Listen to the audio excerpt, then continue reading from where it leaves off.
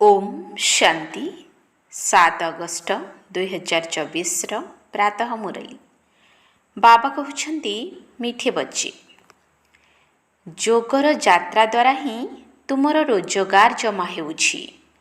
तुमे क्षतिर लाभ को आसुछ, विश्वर मालिक हेउछ। जोगर यात्रा द्वारा ही तुमर रोजगार जमा हेउछि। तुमे क्षतिर लाभ को आसुछ, विश्वर मालिक हेउछ।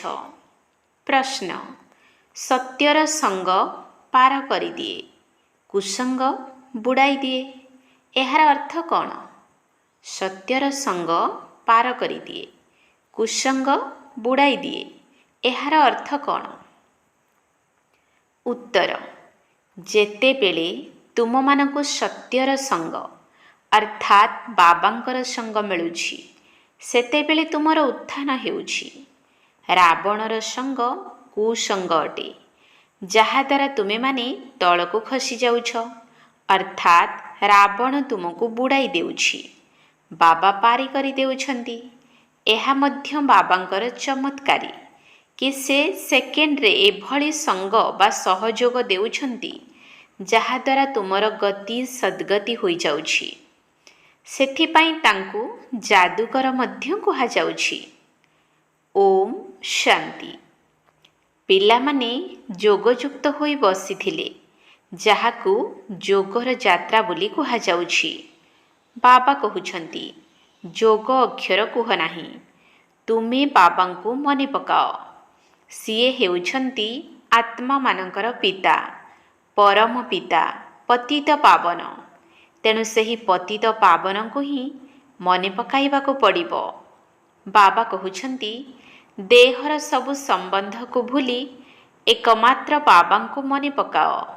कथारे कही थांती ना, निजे मले दुनिया मला। देह सहित देहर जो संबंध आदि देखिबाको मिलुछि तांको मने पकाओ नाही, एकमात्र बाबांको मने पकाओ। तेबे तुमर सबु पाप जली जीवो। तुमे जन्म जन्मांतरर पाप आत्मा अटना। एहा पाप आत्मा मानकर दुनिया, सत्य जुगरे पुण्य आत्मा मानकर दुनिया हेबो। तेणु एबे सबु पापकु चुक्त करी पुण्य किपरि जमा करिबा? बाबांकु मने पकाइबा द्वारा ही जमा हेबो। आत्मारे मन बुद्धि रहिछि ना, तेणु आत्माकु बुद्धि द्वारा स्मरण करिबाकु हेबो। बाबा कहुछन्ति, तुमर जेते भी मित्र संबंधी अछन्ति से समस्तंकु भूली जाओ। सेमाने समस्ते परस्पर को दुख देई थांती। प्रथम पाप हेला काम विकारर वशीभूत हेबा। द्वितीय पाप पुणी कौन करुछन्ति? जेउ बाबा समस्तंकर सद्गति दाता अटंती, पिलामानंकु अविनाशी सुख देउछन्ति, अर्थात स्वर्गर मालिक करुछन्ति, तांकु सर्वव्यापी बोली कहि देउछन्ति। एहा पाठशाला अटे। तुमे माने एठाकु पाठ पढ़िबा पई आसीछ। तुम मानकर लक्ष्य उद्देश्य हेला लक्ष्मी नारायण सदृश हेबा। आउ केही एपरि कहि परिबे नाही। तुमे माने जानिछ, एबे आमको पवित्र होई पवित्र दुनियार मालिक हेबाकु पड़िबो। आमे ही विश्वर मालिक थिलु, जहाकु पूरा 5000 वर्ष होई गलानी। देवी देवता माने विश्वर मालिक अटंती ना। एहांकर पद केते श्रेष्ठ अटे। निश्चित भावरे बाबा ही एहीपरि श्रेष्ठ कराइथिबे। बाबांकु ही परमात्मा बोली कहुछन्ति। तांकर प्रकृत नाम हेला शिव। तांकर बहुत नाम रखि देइछन्ति। जेपरि बॉम्बे रे बबुलनाथंकर मंदिर रहिछि, कारण सी कंटार जंगल को फूलर बगीचा करुछन्ति।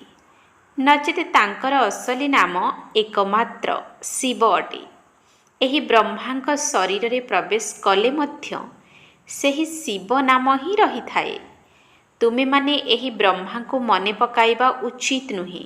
ये तो देहधारी अटंती। तुमको तो विदेही बाबा को मने पकाइबा को हेबो।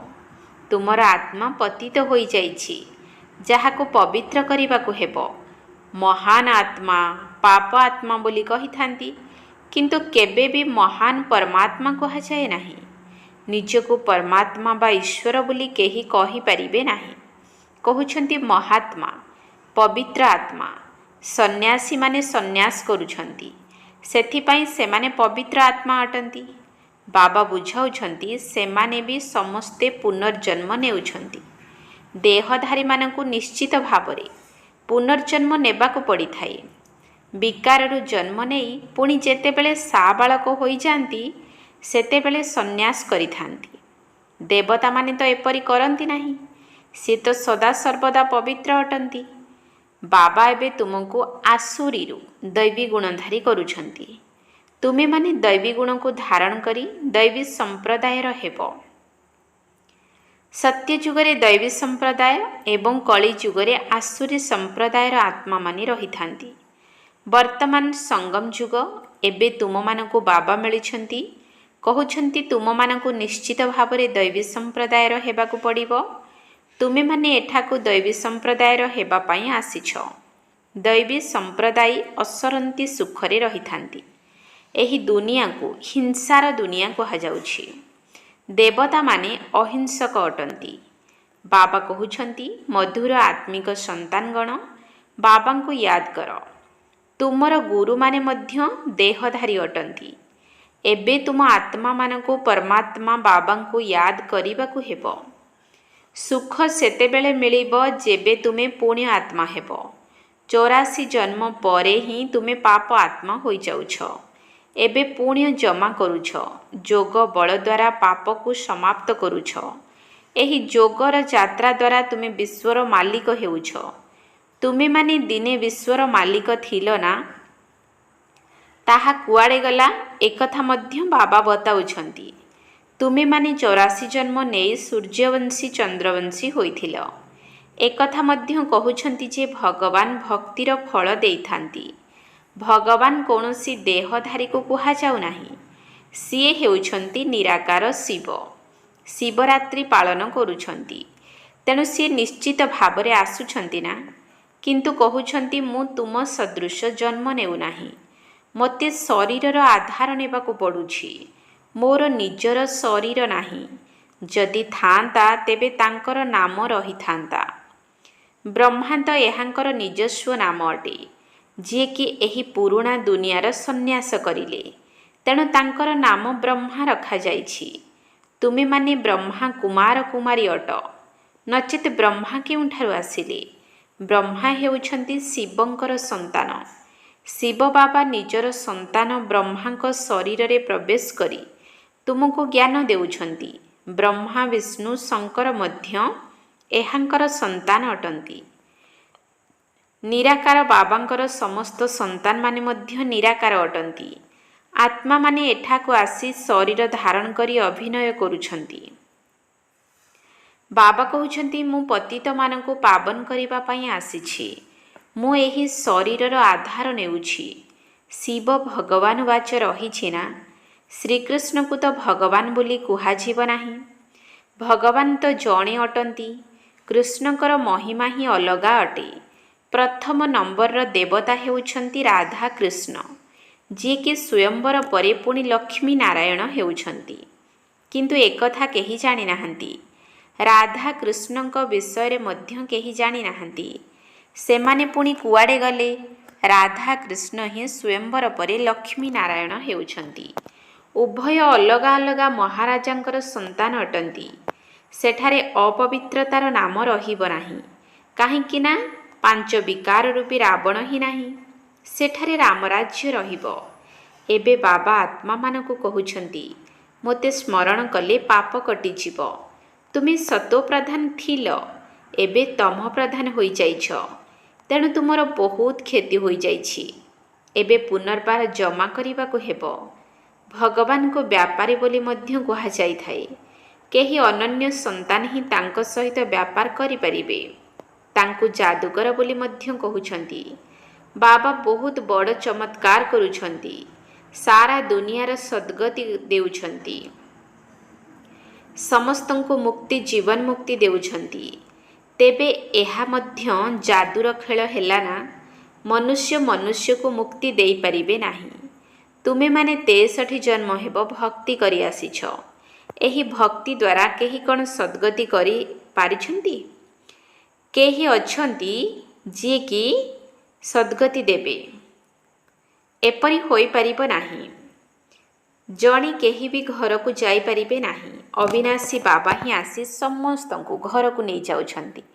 କଳିଯୁଗରେ ତ ଅନେକ ରାଜା ଅଛନ୍ତି, କିନ୍ତୁ ସେଠାରେ ବହୁତ କମ୍ ରାଜା ରହିବେ।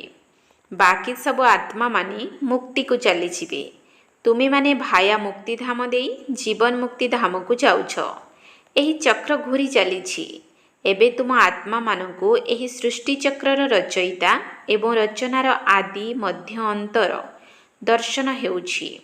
ତୁମେ ହିଁ ଏହି ଜ୍ଞାନ ଦ୍ୱାରା ନରରୁ ନାରାୟଣ ହେଉଛ। ଦେବତାମାନଙ୍କର ରାଜଧାନୀ ସ୍ଥାପନ ହୋଇଗଲେ ଆଉ ଏହି ଜ୍ଞାନର ଆବଶ୍ୟକତା ପଡ଼ିବ ନାହିଁ। ଭକ୍ତମାନଙ୍କୁ ଭଗବାନ ଅଧାକଳ୍ପ ହେବ ସୁଖର ଫଳ ଦେଇଥିଲେ। ପୁଣି ରାବଣ ରାଜ୍ୟରେ ଦୁଃଖ ଆରମ୍ଭ ହେଉଛି। ତୁମେମାନେ ଧୀରେ ଧୀରେ ସିଡ଼ିରେ ତଳକୁ ଓହ୍ଲାଉଛ। ତୁମେମାନେ ସତ୍ୟଯୁଗରେ ଥିଲେ ବି ଗୋଟିଏ ଦିନ ବିତିଲେ ସିଡ଼ିରେ ତଳକୁ ଓହ୍ଲାଇବାକୁ ପଡ଼ିଥାଏ। ତୁମେମାନେ 16 କଳା ସମ୍ପୂର୍ଣ୍ଣ ହେଉଛ। ପୁଣି ସିଡ଼ିରେ ତଳକୁ ଓହ୍ଲାଇ ଚାଲିଛ। ସେକେଣ୍ଡ ପରେ ସେକେଣ୍ଡ ଟିକ୍ ଟିକ୍ ହୋଇ ଚାଲିଛି। ଏହିପରି ତଳକୁ ଓହ୍ଲାଇ ଚାଲିଛନ୍ତି। ସମୟକୁ ଅତିକ୍ରମ କରି କରି ଆସି ଏହି ସ୍ଥାନରେ ପହଞ୍ଚିଛ। ସେଠାରେ ବି ତ ଏହିଭଳି ସମୟ ବିତି ଚାଲିବ। ଆମେମାନେ ତୁରନ୍ତ ସିଡ଼ିରେ ଚଢ଼ି ଯାଉଛୁ, କିନ୍ତୁ ଉକୁଣି ସମାନ ଧୀରେ ଧୀରେ ସିଡ଼ିରେ ଓହ୍ଲାଉଛୁ। ବାବା କହୁଛନ୍ତି, ମୁଁ ସମସ୍ତଙ୍କର ସଦ୍ଗତି ଦାତା ଅଟେ। ମନୁଷ୍ୟ ମନୁଷ୍ୟର ସଦ୍ଗତି କରିପାରିବେ ନାହିଁ, କାରଣ ମନୁଷ୍ୟ ବିକାରରୁ ଜନ୍ମ, ତେଣୁ ନିଜେ ପତିତ ଅଟନ୍ତି। ବାସ୍ତବରେ କୃଷ୍ଣଙ୍କୁ ହିଁ ପ୍ରକୃତ ମହାତ୍ମା କୁହାଯିବ। ଏହି ମହାତ୍ମାମାନେ ତ ବିକାରରୁ ଜନ୍ମ ନେଇ ପୁଣି ସନ୍ନ୍ୟାସ କରୁଛନ୍ତି। କୃଷ୍ଣ ତ ଦେବତା। ଦେବତାମାନେ ତ ସଦା ପବିତ୍ର ଅଟନ୍ତି। ତାଙ୍କ ଭିତରେ କୌଣସି ପ୍ରକାରର ବିକାର ନଥାଏ। ସେଥିପାଇଁ ତାହାକୁ ନିର୍ବିକାରୀ ଦୁନିଆ, ଏହାକୁ ବିକାରୀ ଦୁନିଆ କୁହାଯାଉଛି। ଏଠାରେ ପବିତ୍ରତା ହିଁ ନାହିଁ। ଚଳଣି କେତେ ବିକାରୀ ହୋଇଯାଇଛି। ଦେବତାମାନଙ୍କର ଚଳଣି ତ ବହୁତ ଭଲ ହୋଇଥାଏ। ସେଥିପାଇଁ ସମସ୍ତେ ତାଙ୍କୁ ନମସ୍କାର କରନ୍ତି। ସେମାନଙ୍କର ଚରିତ୍ର ଶ୍ରେଷ୍ଠ। ତେଣୁ ଅପବିତ୍ର ମନୁଷ୍ୟ ସେହି ପବିତ୍ର ଦେବତାମାନଙ୍କ ଆଗରେ ମୁଣ୍ଡ ନୁଆଇଥାନ୍ତି। ଏବେ ତ ଲଢ଼େଇ ଝଗଡ଼ା କ'ଣ କ'ଣ ସବୁ ହେଉଛି। ବହୁତ ଗଣ୍ଡଗୋଳ ହେଉଛି। ରହିବା ପାଇଁ ମଧ୍ୟ ସ୍ଥାନ ନାହିଁ। ଚାହୁଁଛନ୍ତି ମନୁଷ୍ୟମାନଙ୍କର ସଂଖ୍ୟା କମ୍ ହେଉ, କିନ୍ତୁ ଏହା ତ ବାବାଙ୍କର ହିଁ କାମ। ସତ୍ୟ ଯୁଗରେ ବହୁତ କମ୍ ମନୁଷ୍ୟ ରହିବେ। ଏତେ ସବୁ ଶରୀର ହୋଲିକା ହେବ, ଅର୍ଥାତ୍ ଶରୀର ନାଶ ହୋଇଯିବ। ବାକି ସବୁ ଆତ୍ମାମାନେ ନିଜର ଶାନ୍ତିଧାମ ଘରକୁ ଚାଲିଯିବେ। କ୍ରମାନୁସାରେ ଦଣ୍ଡ ନିଶ୍ଚିତ ଭୋଗ କରିବେ। ଯିଏ ସମ୍ପୂର୍ଣ୍ଣ ପୁରୁଷାର୍ଥ କରି ବିଜୟମାଳାର ଦାନା ହେବେ, ସେମାନେ ସବୁ ଦଣ୍ଡରୁ ମୁକ୍ତ ହୋଇଯିବେ। ମାଳା ତ ଜଣଙ୍କର ହୋଇନଥାଏ। ଯିଏ ସେମାନଙ୍କୁ ଏହିଭଳି କରିଛନ୍ତି ସିଏ ହେଉଛନ୍ତି ଫୁଲ। ପୁଣି ରହିଛି ମେରୁଦାନା, ପ୍ରବୃତ୍ତି ମାର୍ଗ ଅଟେ ନା, ତେଣୁ ଯୁଗଳମାନଙ୍କର ମାଳା ହୋଇଥାଏ। ନିବୃତ୍ତି ମାର୍ଗୀମାନଙ୍କର ମାଳା ହୋଇନଥାଏ। ସନ୍ନ୍ୟାସୀମାନଙ୍କର ମାଳା ହୋଇନଥାଏ। ସେମାନେ ହେଲେ ନିବୃତ୍ତି ମାର୍ଗୀ। ସେମାନେ ପ୍ରବୃତ୍ତି ମାର୍ଗୀଙ୍କୁ ଜ୍ଞାନ ଦେଇପାରିବେ ନାହିଁ। ପବିତ୍ର ହେବା ପାଇଁ ସେମାନେ ହଦ୍ର ସନ୍ନ୍ୟାସ କରୁଛନ୍ତି। ତେଣୁ ସେମାନେ ହେଲେ ହଠ୍ ଯୋଗୀ। ଏହା ହେଲା ରାଜଯୋଗ। ରାଜତ୍ୱ ପ୍ରାପ୍ତ କରିବା ପାଇଁ ବାବା ତୁମକୁ ରାଜଯୋଗ ଶିଖାଉଛନ୍ତି। ବାବା ପ୍ରତ୍ୟେକ 5000 ବର୍ଷରେ ଥରେ ଆସୁଛନ୍ତି। ଅଧା କଳ୍ପ ତୁମେ ସୁଖରେ ରାଜତ୍ୱ କରୁଛ, ପୁଣି ରାବଣ ରାଜ୍ୟରେ ଧୀରେ ଧୀରେ ତୁମେମାନେ ଦୁଃଖୀ ହୋଇଯାଉଛ। ଏହାକୁ ହିଁ ସୁଖ ଦୁଃଖର ଖେଳ ବୋଲି କୁହାଯାଉଛି। ବାବା ତୁମ ପାଣ୍ଡବମାନଙ୍କୁ ବିଜୟୀ କରୁଛନ୍ତି। ଏବେ ତୁମେମାନେ ପଣ୍ଡା ଅଟ, ଘରକୁ ଯିବା ପାଇଁ ଯାତ୍ରା କରାଉଛ। ତୀର୍ଥଯାତ୍ରା ତ ମନୁଷ୍ୟମାନେ ଜନ୍ମ ଜନ୍ମାନ୍ତର କରି ଆସିଛନ୍ତି। ଏବେ ତୁମେମାନେ ଘରକୁ ଯିବା ପାଇଁ ଯାତ୍ରା କରୁଛ। ବାବା ଆସି ସମସ୍ତଙ୍କୁ ମୁକ୍ତି ଜୀବନ ମୁକ୍ତିର ରାସ୍ତା ବତାଉଛନ୍ତି। ତୁମେ ଜୀବନ ମୁକ୍ତିକୁ ଏବଂ ବାକି ସମସ୍ତେ ମୁକ୍ତିକୁ ଚାଲିଯିବେ। ହାହାକାର ପରେ ପୁଣି ଜୟ ଜୟକାର ହେବ। ବର୍ତ୍ତମାନ ହେଉଛି କଳିଯୁଗର ଅନ୍ତିମ ସମୟ। ବିପର୍ଯ୍ୟୟ ତ ବହୁତ ଆସିବ। ସେ ସମୟରେ ତୁମେମାନେ ଯୋଗର ଯାତ୍ରାରେ ରହିପାରିବ ନାହିଁ, କାହିଁକିନା ବହୁତ ହଙ୍ଗାମା ହେବ। ସେଥିପାଇଁ ବାବା କହୁଛନ୍ତି, ଏବେ ଯୋଗର ଯାତ୍ରାକୁ ବଢ଼ାଇ ଚାଲ, ତେବେ ପାପ ଭସ୍ମ ହୋଇଯିବ। ଏବଂ ତୁମେମାନେ ଶକ୍ତି ମଧ୍ୟ ଜମା କରିପାରିବ। ସେଥିପାଇଁ ସତୋ ପ୍ରଧାନ ହୁଅ। ବାବା କହୁଛନ୍ତି, ମୁଁ ପ୍ରତ୍ୟେକ କଳ୍ପର ପୁରୁଷୋତ୍ତମ ସଙ୍ଗମ ଯୁଗରେ ଆସୁଛି। ଏହା ତ ବହୁତ ଛୋଟ ବ୍ରାହ୍ମଣମାନଙ୍କର ଯୁଗ ଅଟେ। ବ୍ରାହ୍ମଣମାନଙ୍କର ଚିହ୍ନ ହେଲା ଚୁଟି। ବ୍ରାହ୍ମଣ, ଦେବତା, କ୍ଷତ୍ରିୟ, ବୈଶ୍ୟ, ଶୂଦ୍ର ଏହି ଚକ୍ର ଘୂରି ଚାଲିଛି। ଏହି ବ୍ରାହ୍ମଣ କୂଳ ବହୁତ ଛୋଟ। ଏହି ଛୋଟ ଯୁଗରେ ବାବା ଆସି ତୁମମାନଙ୍କୁ ପାଠ ପଢ଼ାଉଛନ୍ତି। ତୁମେମାନେ ବାବାଙ୍କର ସନ୍ତାନ ହେବା ସହିତ ଛାତ୍ର ଏବଂ ଅନୁସରଣକାରୀ ମଧ୍ୟ ଅଟ। କେବଳ ଜଣଙ୍କର ହିଁ ଅଟ। ଏଭଳି କୌଣସି ମନୁଷ୍ୟ ନାହାନ୍ତି ଯିଏକି ବାପା ମଧ୍ୟ ହୋଇଥିବେ ତ ଶିକ୍ଷାଦାତା ଶିକ୍ଷକ ବି ହୋଇଥିବେ। ପୁଣି ସୃଷ୍ଟିର ଆଦି ମଧ୍ୟ ଅନ୍ତର ଜ୍ଞାନ ଦେଇ ସାଥିରେ ଘରକୁ ନେଇଯାଉଥିବେ। ଏଭଳି କେହି ମନୁଷ୍ୟ ନାହାନ୍ତି। ଏହି କଥା ବର୍ତ୍ତମାନ ତୁମେମାନେ ବୁଝୁଛ। ସତ୍ୟଯୁଗରେ ମଧ୍ୟ ପ୍ରଥମେ ପ୍ରଥମେ ବହୁତ କମ୍ ମନୁଷ୍ୟ ରହିବେ। ବାକି ସମସ୍ତେ ଶାନ୍ତିଧାମକୁ ଚାଲିଯିବେ। ବାବାଙ୍କୁ ସମସ୍ତଙ୍କର ସଦ୍ଗତି ଦାତା ବୋଲି କୁହାଯାଉଛି। ବାବାଙ୍କୁ ଡାକୁଛନ୍ତି, ହେ ପତିତ ପାବନ ଆସ। ଅନ୍ୟପଟେ ପୁଣି କହୁଛନ୍ତି, ପରମାତ୍ମା କୁକୁର, ବିଲେଇ, ପଥର, ଗୋଡ଼ି ସବୁଠାରେ ଅଛନ୍ତି।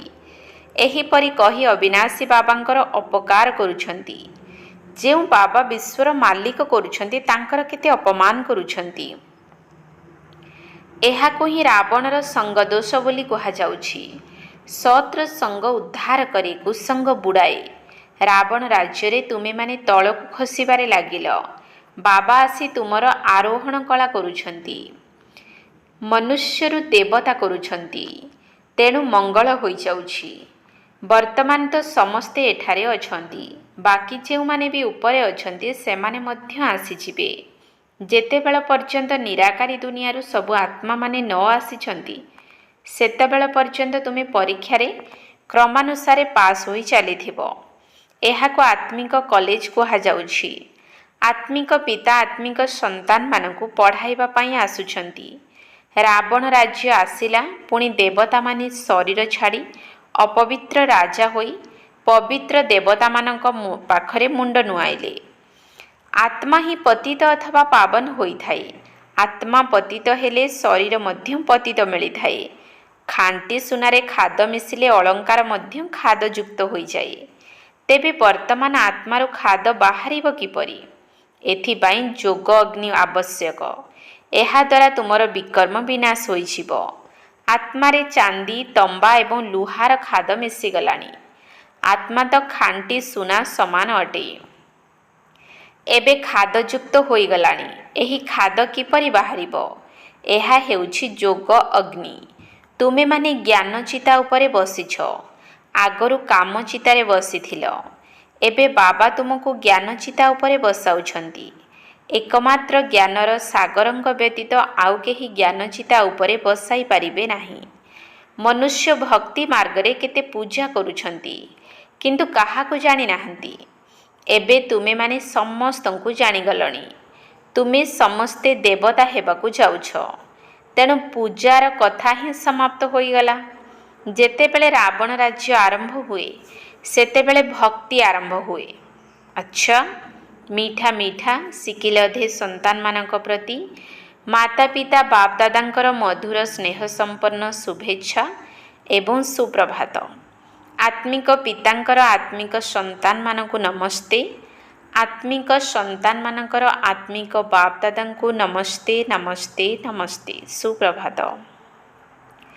ଧାରଣା ପାଇଁ ମୁଖ୍ୟ ସାର 1 ନମ୍ବର ପଏଣ୍ଟ, ଧର୍ମରାଜ ପୁରୀର ଦଣ୍ଡରୁ ମୁକ୍ତ ହେବା ପାଇଁ ବିଜୟମାଳାର ଦାନା ହେବାର ପୁରୁଷାର୍ଥ କରିବାକୁ ହେବ। ଆତ୍ମିକ ପଣ୍ଡା ହୋଇ ସମସ୍ତଙ୍କୁ ଶାନ୍ତିଧାମ ଘର ଅଭିମୁଖେ ଯାତ୍ରା କରାଇବାକୁ ହେବ। ଧର୍ମରାଜ ପୁରୀର ଦଣ୍ଡରୁ ମୁକ୍ତ ହେବା ପାଇଁ ବିଜୟମାଳାର ଦାନା ହେବାର ପୁରୁଷାର୍ଥ କରିବାକୁ ହେବ। ଆତ୍ମିକ ପଣ୍ଡା ହୋଇ ସମସ୍ତଙ୍କୁ ଶାନ୍ତିଧାମ ଘର ଅଭିମୁଖେ ଯାତ୍ରା କରାଇବାକୁ ହେବ। 2 ନମ୍ବର ପଏଣ୍ଟ, ଯୋଗର ଯାତ୍ରାକୁ ଅଧିକରୁ ଅଧିକ ବୃଦ୍ଧି କରି କରି ସମସ୍ତ ପାପରୁ ମୁକ୍ତ ହେବାକୁ ପଡ଼ିବ। ଯୋଗର ଅଗ୍ନି ଦ୍ୱାରା ଆତ୍ମାକୁ ପ୍ରକୃତ ସୁନା କରିବାକୁ ହେବ। ସତୋ ପ୍ରଧାନ ହେବାକୁ ପଡ଼ିବ। ଯୋଗର ଯାତ୍ରାକୁ ଅଧିକରୁ ଅଧିକ ବୃଦ୍ଧି କରି କରି ସମସ୍ତ ପାପରୁ ମୁକ୍ତ ହେବାକୁ ପଡ଼ିବ। ଯୋଗର ଅଗ୍ନି ଦ୍ୱାରା ଆତ୍ମାକୁ ପ୍ରକୃତ ସୁନା କରିବାକୁ ହେବ। ସତୋ ପ୍ରଧାନ ହେବାକୁ ପଡ଼ିବ। ବରଦାନ: ପ୍ରତ୍ୟେକ ମୁହୂର୍ତ୍ତକୁ ଅନ୍ତିମ ମୁହୂର୍ତ୍ତ ମନେକରି ସର୍ବଦା ପ୍ରସ୍ତୁତ ହୋଇ ରହୁଥିବା ତୀବ୍ର ପୁରୁଷାର୍ଥୀ ଭବ। ପ୍ରତ୍ୟେକ ମୁହୂର୍ତ୍ତକୁ ଅନ୍ତିମ ମୁହୂର୍ତ୍ତ ମନେକରି ସର୍ବଦା ପ୍ରସ୍ତୁତ ହୋଇ ରହୁଥିବା ତୀବ୍ର ପୁରୁଷାର୍ଥୀ ଭବ। ନିଜର ଅନ୍ତିମ ଘଡ଼ି କେତେବେଳେ ଆସିବ ତା ଉପରେ କୌଣସି ଭରସା ନାହିଁ। ସେଥିପାଇଁ ପ୍ରତ୍ୟେକ ମୁହୂର୍ତ୍ତକୁ ଅନ୍ତିମ ମୁହୂର୍ତ୍ତ ମନେକରି ଏଭର ରେଡି ଅର୍ଥାତ୍ ସଦା ପ୍ରସ୍ତୁତ ରୁହ। ଏଭର ରେଡି ଅର୍ଥାତ୍ ତୀବ୍ର ପୁରୁଷାର୍ଥୀ। ଏପରି ଭାବ ନାହିଁ ଯେ ଏବେ ତ ବିନାଶ ହେବା ପାଇଁ ଆଉ କିଛି ସମୟ ବାକି ଅଛି, ତେଣୁ ମୁଁ ସେତେବେଳକୁ ପ୍ରସ୍ତୁତ ହୋଇଯିବି। ନା, ପ୍ରତ୍ୟେକ ମୁହୂର୍ତ୍ତ ଅନ୍ତିମ ମୁହୂର୍ତ୍ତ ଅଟେ। ସେଥିପାଇଁ ସଦା ନିର୍ମୋହୀ, ନିର୍ବିକଳ୍ପ, ନିର୍ବ୍ୟର୍ଥ ଅର୍ଥାତ୍ ବ୍ୟର୍ଥ ସଂକଳ୍ପ ମଧ୍ୟ ନ ଆସୁ। ତେବେ କୁହାଯିବ ଏଭର ରେଡି। ଯାହା ବି କାର୍ଯ୍ୟ ବାକି ରହିଥାଉ ନା କାହିଁକି, ନିଜର ସ୍ଥିତି ସର୍ବଦା ଉପରାମ ରହୁ। ଯାହା ହେବ ଭଲ ହିଁ ହେବ। ସ୍ଲୋଗାନ: ନିୟମକୁ ନିଜ ହାତକୁ ନେବା ଅର୍ଥାତ୍ ନିୟମର ଉଲ୍ଲଙ୍ଘନ କରିବା ମଧ୍ୟ କ୍ରୋଧର ଅଂଶ ଅଟେ। ନିୟମକୁ ନିଜ ହାତକୁ ନେବା ଅର୍ଥାତ୍ ନିୟମର ଉଲ୍ଲଙ୍ଘନ କରିବା ମଧ୍ୟ କ୍ରୋଧର ଅଂଶ ଅଟେ। ଓମ୍ ଶାନ୍ତି। ପାଦ ପାଣି ନାହିଁ ତାଙ୍କୁ ଧରିବ କିଏ? ପାଦ ପାଣି ନାହିଁ ତାଙ୍କୁ ଧରିବ କିଏ? ଏମନ୍ତ ବ୍ରହ୍ମ ସ୍ୱରୂପ, ଏମନ୍ତ ବ୍ରହ୍ମ ସ୍ୱରୂପ ଦେଖା ନ ଯାଏ। ପାଦ ପାଣି ନାହିଁ ତାଙ୍କୁ ଧରିବ କିଏ? ନାହିଁ ତାଙ୍କ ପେଟ ଅଣ୍ଟା ଫିଟାଇ କହୁଛି ଗୋଟା, ନର ଦେହ ବହି ତାଙ୍କୁ କଳିବା ନୁହେଁ। ପାଦ ପାଣି ନାହିଁ ତାଙ୍କୁ ଧରିବ କିଏ? ତାଙ୍କ ପରି ଶାନ୍ତି ପଡ଼େ ତ୍ରିଭୁବନେ ନାହିଁ ଜଣେ, ନିନ୍ଦା ସ୍ତୁତି ହାନି ଲାଭେ ସମାନ ରହେ। ପାଦ ପାଣି ନାହିଁ ତାଙ୍କୁ ଧରିବ କିଏ? ଭକ୍ଷଣ ନାହିଁ ଆହାର, ରଜ ବୀର୍ଯ୍ୟରୁ ବାହାର, କ୍ଷୁଧା ତୃଷ୍ଣା କଲେ କ୍ଷୀର ନୀର ନ ପିଏ। ପାଦ ପାଣି ନାହିଁ ତାଙ୍କୁ ଧରିବ କିଏ? ନ ଲାଗଇ ଅଙ୍ଗେ ଧୂଳି ବିରାଜ ଦିଶନ୍ତି ଝଳି, ନିଦ୍ରା ଘୁମାଇଲେ ଉଭାସନେ ଶୁଏ। ଏମନ୍ତ ବ୍ରହ୍ମ ସ୍ୱରୂପ ଦେଖା ନ ଯାଏ। ପାଦ ପାଣି ନାହିଁ ତାଙ୍କୁ ଧରିବ କିଏ? ଇଚ୍ଛାରେ ଆସନ୍ତି ଭ୍ରମେ ଭକତ ଭାବକୁ ପ୍ରେମୀ, ଶୁଣି ଚାହିଁବାକୁ କର୍ଣ୍ଣ ଚକ୍ଷୁ ନଥାଏ। ପାଦ ପାଣି ନାହିଁ ତାଙ୍କୁ ଧରିବ କିଏ?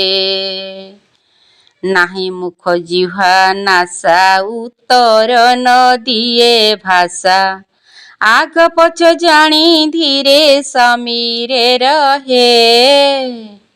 ପାଦ ପାଣି ନାହିଁ ତାଙ୍କୁ ଧରିବ କିଏ? ଓଲଟ ପାଲଟ ନୋହି ମହାଶୂନ୍ୟ ଶୂନ୍ୟ ଦେହି, ମୁଖ ବାଟେ ଜିହ୍ୱା କଣ୍ଠେ ବଖାଣି ନୁହେଁ। ପାଦ ପାଣି ନାହିଁ ତାଙ୍କୁ ଧରିବ କିଏ? ସଦା ଜୟ ପୂର୍ଣ୍ଣାନନ୍ଦ ପାଇଲେ ଚରଣ ବନ୍ଦ, ନିରନ୍ତରେ ଆଜ୍ଞା ତିନି ପୁରେ ଉଦୟେ। ପାଦ ପାଣି ନାହିଁ ତାଙ୍କୁ ଧରିବ କିଏ? ନାହିଁ ତାଙ୍କ ବର୍ଣ୍ଣ ଚିହ୍ନ ଅଶେଷ ରୂପରୁ ଭିନ୍ନ, ସକଳ ବିଧି ବିଧାନ କରନ୍ତି ନ୍ୟାୟେ। ପାଦ ପାଣି ନାହିଁ ତାଙ୍କୁ ଧରିବ କିଏ। ଆସିବା ଯିବା ହେଉଛି କରି ସର୍ବ କରାଉଛି। ନିଷ୍କାମ ଯୋଗରେ ନିଜ ନାମକୁ ଥୁଏ। ରାଜଯୋଗରେ ସେ ନିଜ ନାମକୁ ଥୁଏ। ସେ ବ୍ରହ୍ମର ତେଜ ତପେ ରହି ନ ପାରଇ ପାପେ। ସେ ବ୍ରହ୍ମର ତେଜ ତପେ ରହି ନ ପାରଇ ପାପେ। ଅନୁଭବ ପଦ ମାତ୍ର କରିଛଲ ଏ। ପାଦ ପାଣି ନାହିଁ ତାଙ୍କୁ ଧରିବ କିଏ। କହେ ସନ୍ଥ ଭୀମ ଭୋଇ ପୂର୍ବ ଦିଗେଛନ୍ତି ରହି। ସୁଖ ଦୁଃଖ ଜଣାଇବ ଭେଟିଲେ ପ୍ରାୟେ। ପାଦ ପାଣି ନାହିଁ ତାଙ୍କୁ ଧରିବ କିଏ।